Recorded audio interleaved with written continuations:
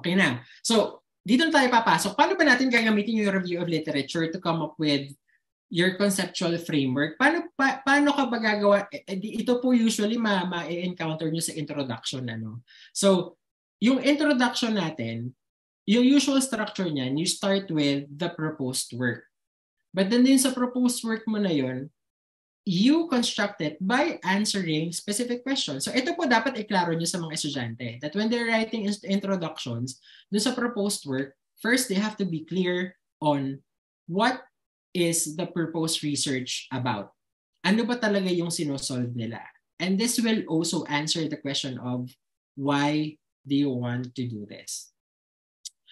As you talk about or as you unpack your proposed work, your motivation should also be based on some information. And I would like to qualify it. Dito sinabi ko literature information, but then yung sinabi din po ni Dr. Hibas, sometimes yung context or your motivation could be from conversation, right? Or from your own immersion in the problem. So ito po, dapat klaro sa kanila na yung pagsusulat niyan, it's based on a set of questions that if they answer quite well, would clearly communicate the proposed work. Ano ba talaga yung gusto mong gawin at kung bakit. And then, dyan din po sa introduction usually, whether it be in a proposal or in the final report, naglalagay din po tayo dyan ng section where we actually highlight what's been done in the field. So, ano ba yung progress or what are the developments in your chosen area of research? And you are using those developments to justify your interest like in the research topic.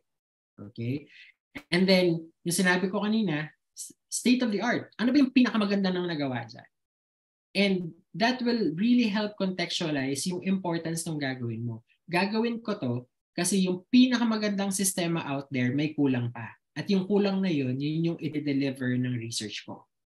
What is not clearly established from the state of the art is something that I will try to better understand through this research. So ganun po yun, ipapakita nyo. Kahit ano pa yung mga state of the art, usually po may mga kulang pa dyan. Dyan papasok yung modification and synthesis na though ito nagamit na for this application, hindi pa ito nagagamit for this application. So ito yung part na yun. Yun po yung rason kung bakit ka nagagawa ng literature review. To paint what's already been done and to also clearly paint what has not been done before and why you are doing it. Okay? And then lastly, kung napansin niyo po, yung lahat yung first two parts, though leverage ka ng published literature or information that you get like from immersion or interview, all of those contexts that you're building upon will all have to get distilled out in the form of a research problem or question, and then following it with your hypothesis. So this is needed, therefore I am gonna do this, and this could be the potential outcome and impact. This is how you leverage the literature to establish yung conceptual framework. Bakit nyo ginagawa or bakit nyo gagawin yung research na yun. Okay, so hindi lang po yung randomly, ito, yung title, yung topic ko, nandun sa title ng paper na yun. So, kukopyahin ko lang itong sentence na to. Hindi po ganun yun. You are essentially coming up with a story. You're coming up with a coherent narrative. Magkakadikit po yan. And yung context na binubuo mo dyan will all boil down to a clear set of objectives, a clear set of questions that you're intending to answer through experimentation, and potential and hypothesis or potential answers to your questions. All right? Okay po ba?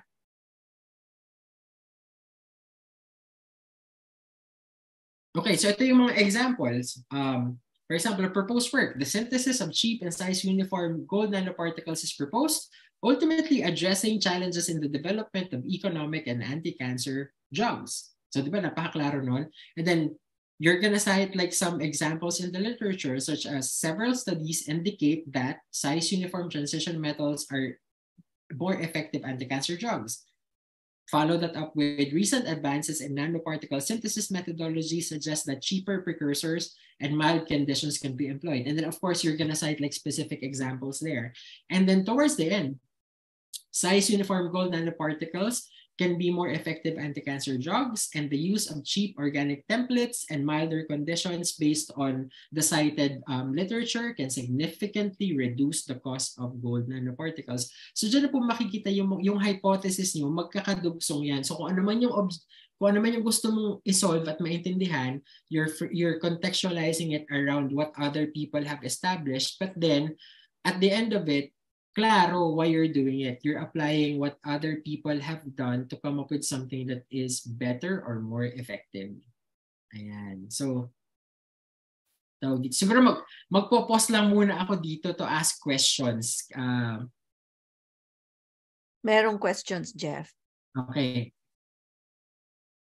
Teka, matap lang po ako na sharing for us to be able to answer questions. Kumukonekta po ba? Please let us know po kung nagkakaroon po siguro ngayon kayo ng hopefully clear understanding bakit ba tayo nagbabasa ng papers.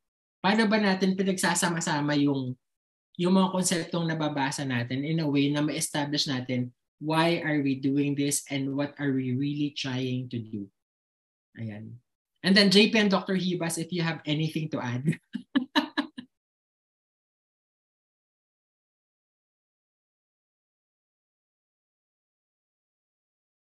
Ano po yung mga questions? Mga questions here is from Wendell Cruz.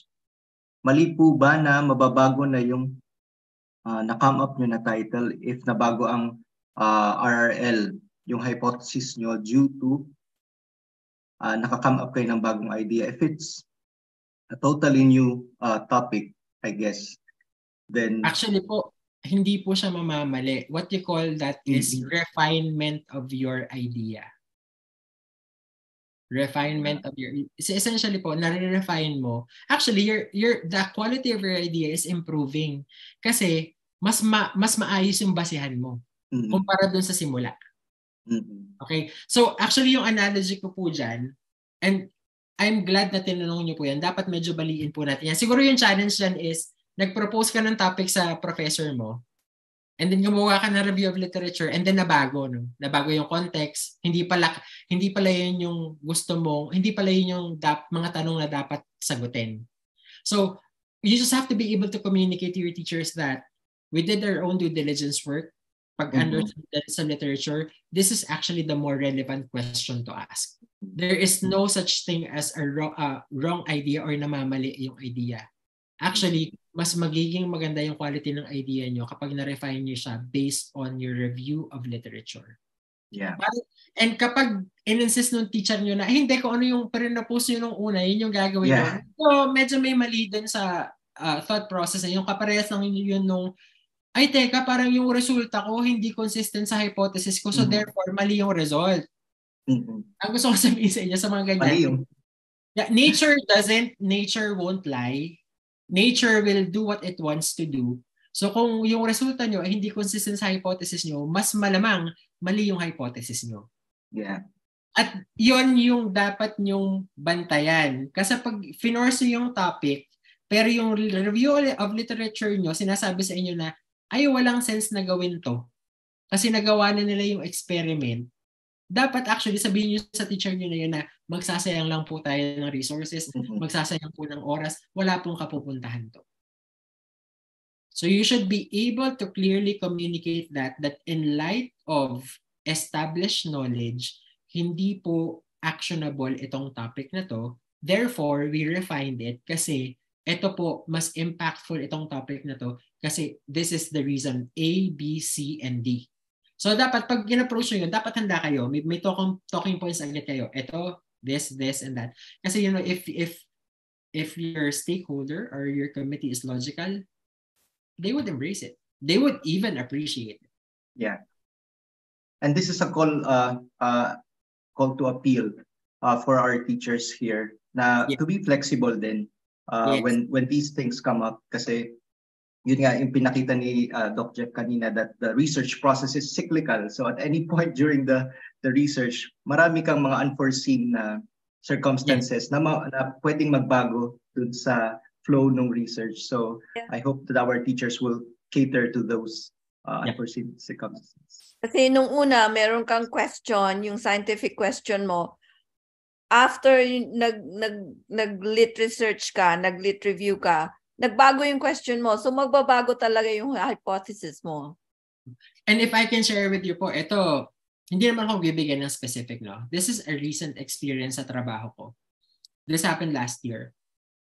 I was asked to lead a technology development project on its 11th year. And it was only 3 months away from getting commercialized. So meaning, may mga konti na lang kami tatapusin, dapat i-commercialize na yung technology. Pagpasok ko dun, and when I looked at the data, I recognized that there was something wrong. And I did like some further research, and upon studying the literature, ang conclusion was the molecule that was developed should not have been progressed 11 years ago. So imagine niyo po yun. Daang milyong piso po ang nagasta doon sa project na yun sa loob ng 11 taon. Pero dahil hindi po, ito mga scientists na to, sasabihin ko sa inyo, hindi nila ginawa yung thorough literature research, hindi nila discover na yung ginawa nilang molecule, hindi dapat pala yun yung ginamit. Ito po yung pinaka-practical na example na pwede kong mabigay sa inyo na yung mga tao ay masyadong nag-stick doon sa research question na ginawa nila nung kasimula-simulaan, na in-ignore nila yung review of literature. So yun po, yung kapalit ng hindi nila pagbabasa ay daang milyong nasayang. Ganun po because yun. nag-stick sila sa hypothesis nila. Yeah. Yeah. Masyado silang na-obsessed dun sa, ito yung question, ito yung topic na i-establish ko. So, ilan po yun? 11 taon to. Lagpas 30 scientists yung dinaanan. Pero yung kasimula-simulaan na review of literature, hindi nagawa ng maayos, ganun po kalaki yung nasasayang. That's a shame. Yeah. Ganun po. So, kaya po, mga guro, kayo po yung tinatarget namin dito kasi ang dami din po natin kailangang baliin. Na hindi naman po ito local na issue sa basic education sector. Gaya po na sinabi ko, ako po sa ginagawa ko as a practicing scientist and innovator, it happens at all levels. Ayun po. So sana po meron kayong mga napupulot na mga gagawin po talaga natin tong practical. Ayan. Alright. So isa pang gusto ko pong i-share sa inyo na importance ng literature is when you are justifying your research project. Ito very useful sa proposal. When you're writing the proposal, why should we fund your project? Why are you trying to do this? So yung research, yung review of literature is very important in establishing why your research is important. So you have to elaborate on your hypothesis and objective. So dito sa section na to ng proposal, you have to again establish yung conventional wisdom. Ano na ba yung nagawa? And highlight kung ano yung bagong i-offer mo through this research. So technically, kaparehas lang din po noong format nung ginawa ko sa conceptual framework. Yan lang din po yan. So you are using the literature to establish kung ano yung bago sa ginagawa mo. Kung bakit mahalaga yung ginagawa mo. Okay? Okay, so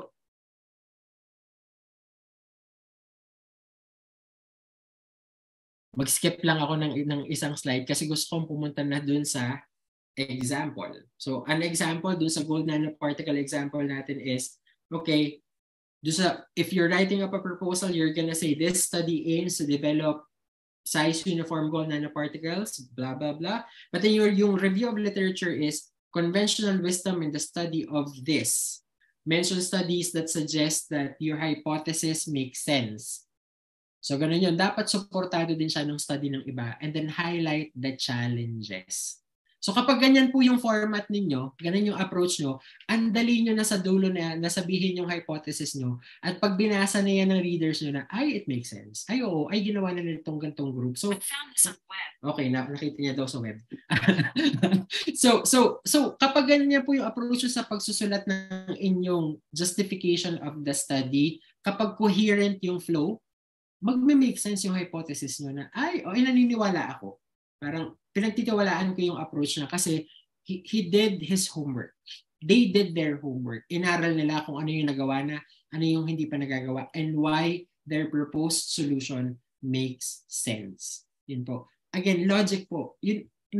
Actually po, itong mga ganito, review of literature at saka yung pag-come up ng justification, parang lang din po kayo nakikipagchismisan dito. Yung gusto nyong maganda yung flow ng sinasabi nyo. Yan. So, ganun may yung kwento. Yan, may kwento. Actually, yan po lahat kwento. Yung review of literature is to come up with a story. Lalong-lalo na kapag nasa proposal stage ka kasi wala ka pang resulta mo. So, ang gagamitin mo to convince people that what you're doing is important is the set of information that you get from others. Kwento lang talaga.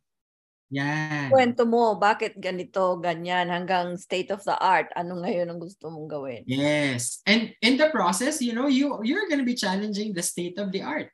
Kasi doon nyo po din marirealize na pag binasa niyo yung state of the art na ay may kulang pa din naman sila. Yun yung pinakamaganda pero hindi pa kompleto. Ganyan. Hindi pa sila perfect, ganyan. So ang ipapromise sa kanila, pag ginawa ko to, magiging closer to perfection na yung field, parang ganyan. You always have to offer improvement or better understanding of your chosen research topic.